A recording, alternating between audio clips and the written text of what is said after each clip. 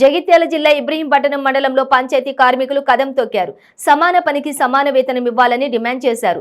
ఇబ్రహీంపట్నం మండలం అధ్యక్షులు జిలపెల్లి రమేష్ మాట్లాడుతూ గ్రామ పంచాయతీలో పనిచేస్తున్న బిల్లు కలెక్టర్ను కార్యదర్శిగా ప్రత్యేక హోదా కనీస వేతనం 21,500గా పెంచాలని, సఫాయి పంపు ఆపరేటర్ డ్రైవర్లకు కనీస వేతనం 15,500 ఇవ్వాలని అన్నారు.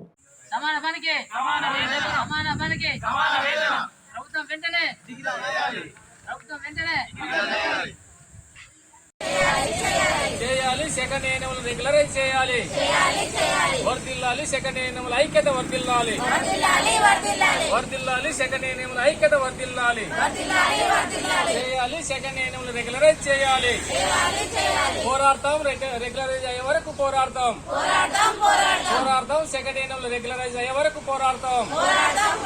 వర్ధిల్లాలి సెకండ్ ఏఎన్ఎంల ఐక్యత వర్ధిల్లాలి. రెగ్యులరైజ్ చేయాలి సెకండ్ ఏఎన్ఎంలను వెంటనే రెగ్యులర్